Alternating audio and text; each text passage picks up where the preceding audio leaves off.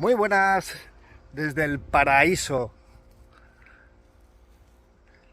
Algunas veces no podemos entrenar lo que más nos gusta, que es eso de disparar, y es el momento de aprovechar ese tiempo para hacer otras cosas que sirve para mejorar precisamente luego todos los aspectos de una competición. Por ejemplo, si nosotros hacemos meditación o hacemos técnicas de control mental, etcétera, estamos trabajando de manera muy importante en el desarrollo de luego habilidades competitivas, como puede ser la capacidad de concentración, el que no te afecte el estrés, el gestionar mejor la ansiedad, etcétera. Por otro lado, podemos, como ahora he hecho yo, es venir a entrenar la medición de distancias a ojo en hunting. ¿Y eso cómo se hace? Pues bueno, hay unas distancias muy importantes que son sobre todo las cercanas, que tenemos que, como lo vamos a ver borroso, muy borroso, que tenemos que aprender a calcularlos a ojo, para luego contrastar un poco lo que nosotros mentalmente hemos visto y lo que el visor aparentemente nos dice. Para eso, para cotejar luego la distancia, en nuestro club estamos utilizando mucho este telémetro. 70 euros en Amazon y tiene una calidad impresionante. A mí me dejó alucinado porque tenía un Nikon que perdí, que me costó un dineral hace unos años, y este 60 euros, 70 en Amazon, y una calidad óptica increíble y una capacidad de medición, que es lo importante, increíble. Bueno, ¿cómo lo hacemos? Os voy a poner un ejemplo. Yo me vengo aquí a entrenar, digo, bueno, desde este poste, Josean, desde este poste, venga, dime a qué distancia están esos. No, por ejemplo, este árbol de aquí, y esos arbustos, no, aquel árbol de allí.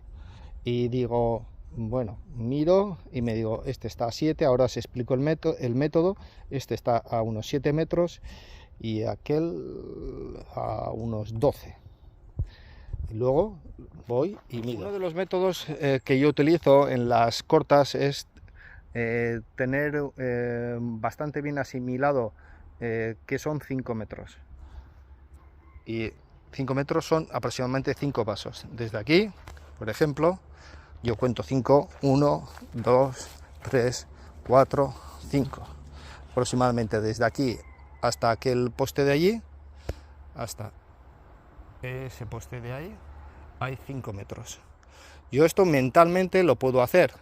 Puedo visualizarme a mí dando 5 pasos holgados para calcular esos 5 metros con bastante precisión.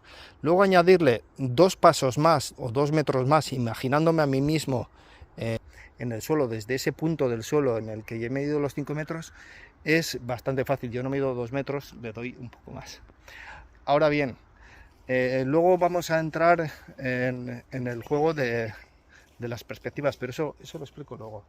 Otra de las distancias que tenemos que tener bien controlada sería los 10 metros. Por ejemplo, este árbol de aquí, yo voy a hacer una cosa, es me voy a poner a 10 metros. Y solamente mentalmente, visualmente, que yo esté entrenado a ser capaz de medir 10 metros a un árbol, ¿vale? Yo creo que por ahí rondará. Voy a tirar de telémetro, espero que confiéis en mi palabra. Me voy a poner aquí exactamente y esto da 9,4. Ha dado 9,4 metros, no sé si se ve, pero bueno, 9,4. Tenemos que tener una cosita en cuenta, y es que no es lo mismo medir hacia arriba que medir hacia abajo. Aquí las perspectivas son horrorosas. Nosotros podemos medir hacia abajo esos 5 metros, fijarnos bien en el suelo, teniendo en cuenta que nuestro cerebro va a querer contar los pasos tal como caminaríamos hacia abajo. Y lo explico ahora porque hacia arriba ocurre una cosita, y es que si yo me voy al revés, Hacia abajo puedo hacer zancadas largas de 1 metro sin ningún problema, pero cuando caminamos hacia arriba, nuestras zancadas van a ser más cortas, no van a ser así, sino que van a ser así. Entonces, tendemos, contando pasos, tendemos a contar de más, ¿vale? Y el blanco está más cerca de lo que creemos, aparenta estar más lejos.